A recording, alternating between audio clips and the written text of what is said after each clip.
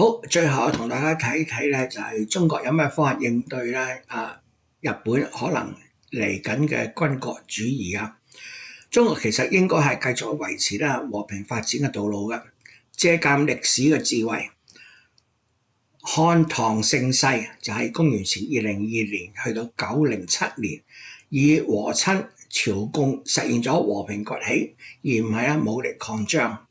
明朝嘅鄭和下西洋1405年去到1433年7次航海，帶去絲綢瓷器，而唔係殖民，促進亞非嘅貿易。鄧小平喺1992年嘅南巡強調，發展才是硬道理啊！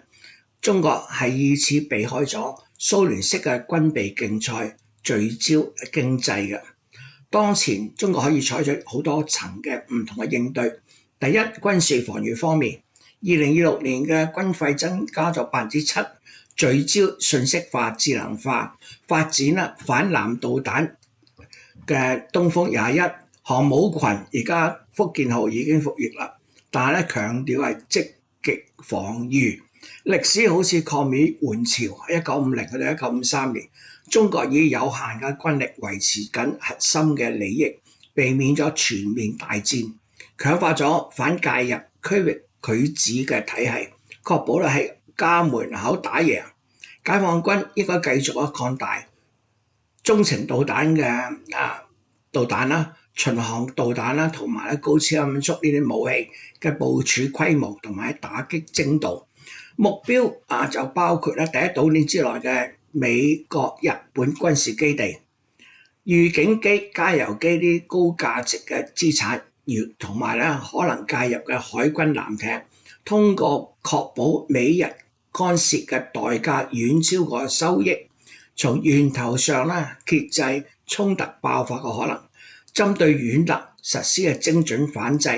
日本嘅安全高度依賴海上嘅交通線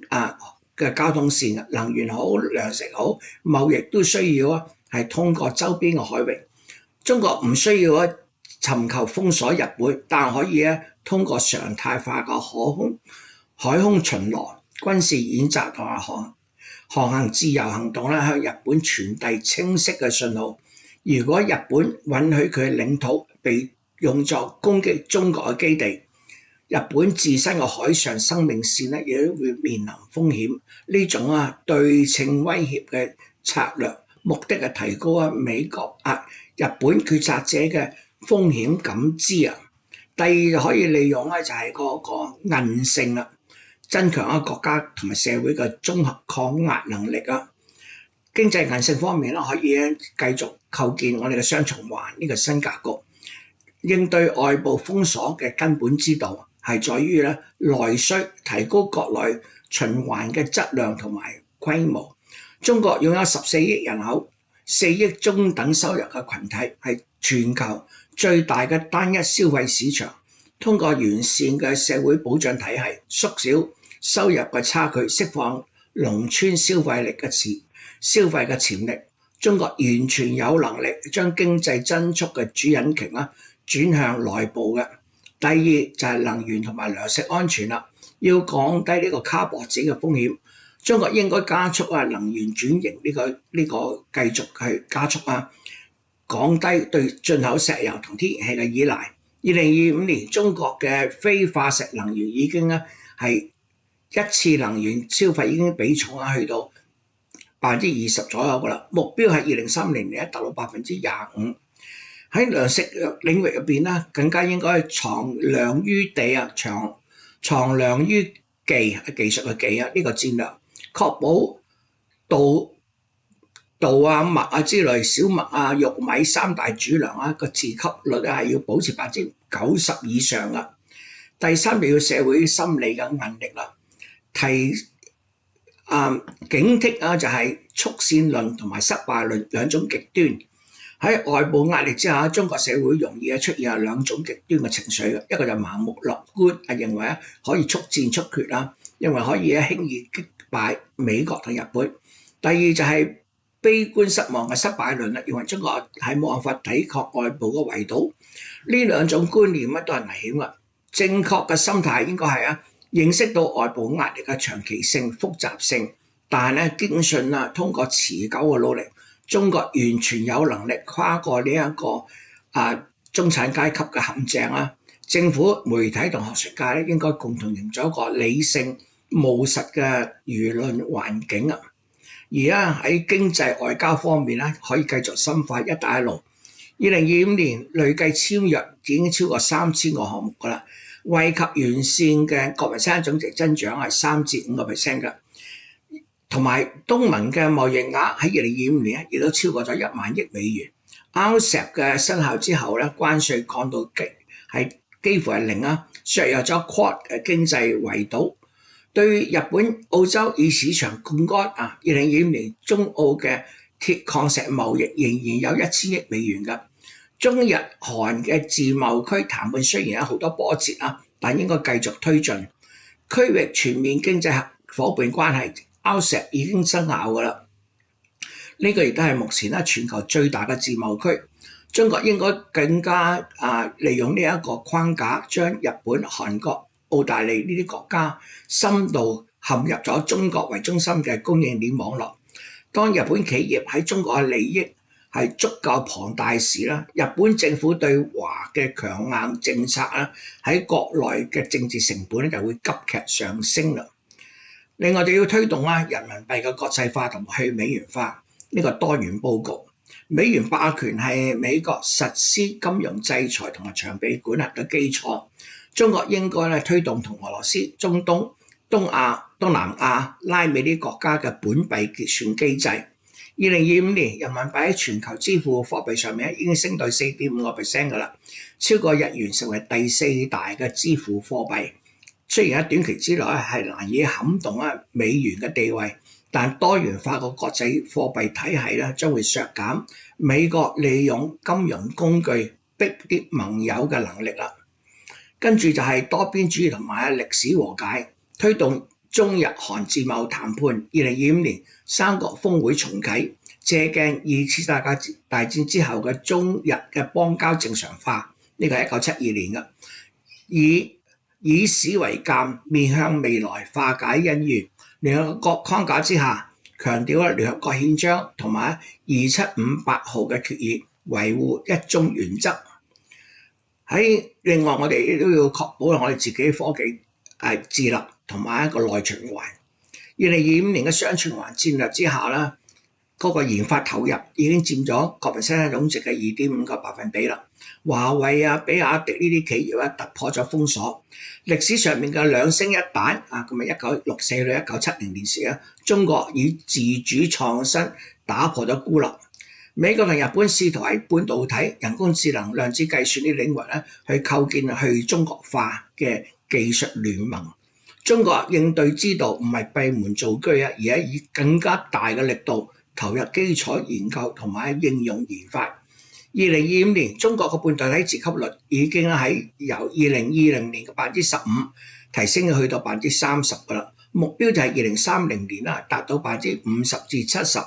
咁喺呢個成熟製程方面中國已經完全可以自主生產能力啦。呢個足以支撐住汽車家電工業控制等絕大多數經濟部門嘅需求㗎。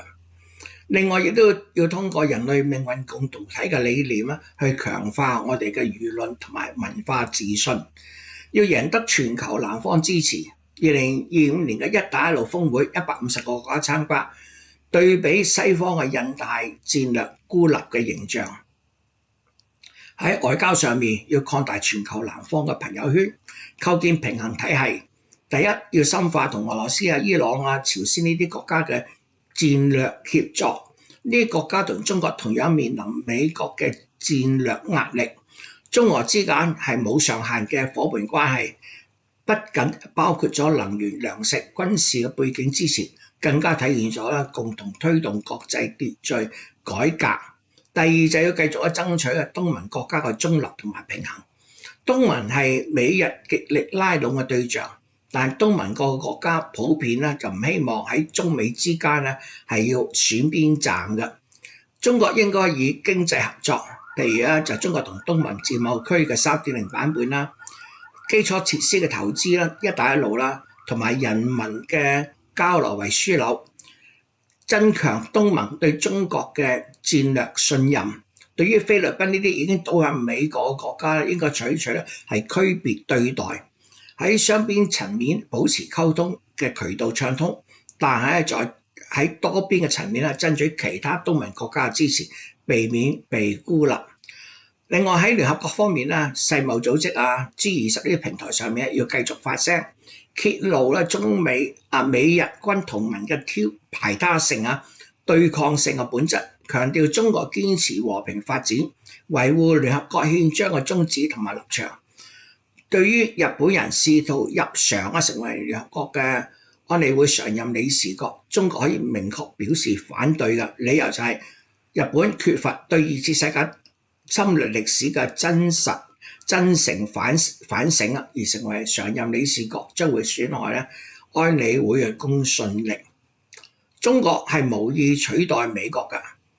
而係要採取一個平衡發展。如果日本執意軍事化，中國可以加強台海嘅巡航，菲律賓外交施壓，但係優先經濟互利，避免陷入呢個陷阱嘅。西方同埋日本嘅圍堵政策雖然喺軍費激增、聯盟架構呢時有啲事實嘅支撐，但係歷史教訓顯示呢個修昔底德陷阱並非宿命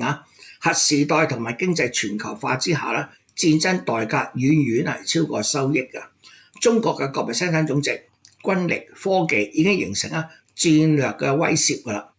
西方冇辦法限制中國嘅和平崛起，好似英國冇辦法阻止美國崛起咁樣。呢個係講緊19世紀末中國應該堅持鄧小平嘅路線，借漢唐和而不同嘅智慧，以發展回應係挑戰嘅。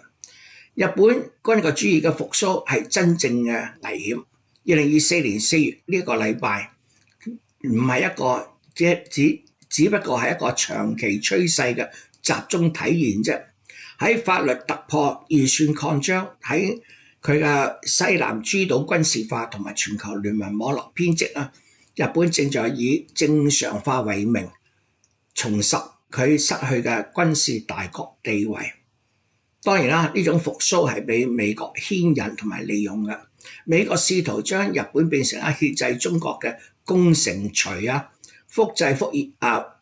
克蘭嘅模式嚟去消耗中國，但呢個戰略面臨嚴峻嘅內在限制，盟友極力不相容，中國反制能力強，經濟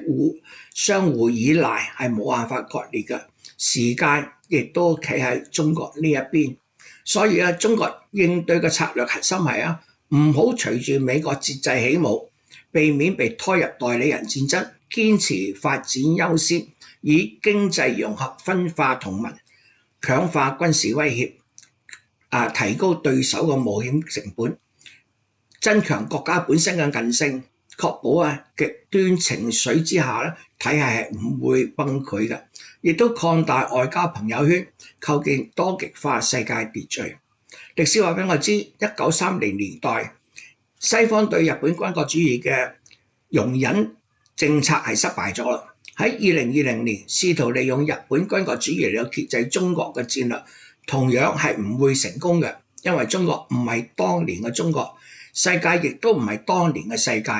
喺持久嘅博弈之中，只要中國保持戰略定力，增強綜合國力，維護內部團結，任何外部嘅圍堵將會喺時間上面衝刷之下而瓦解。正如一個中國嘅戰略家所講嘅，我們有最壞嘅打算，做最充足嘅準備，爭取最好嘅結果。日本軍國主義嘅幽靈終將散去，而家中華民族嘅偉大復興終將喺風浪之中砥礪前行。展望未來，如果各方回歸理性，日本反思軍國主義嘅歷史教訓，西方接受多極世界，中國繼續開放，東亞可以實現共同嘅繁榮。但如果唔係嘅話台灣可合菲律賓或者成為新嘅薩拉熱窩，重蹈一戰嘅覆轍。中國作為負責任嘅大國，將以事實證明和平崛起並非空談，而係21世紀嘅亞洲乃至世界唯一嘅出路。好啦，多謝大家。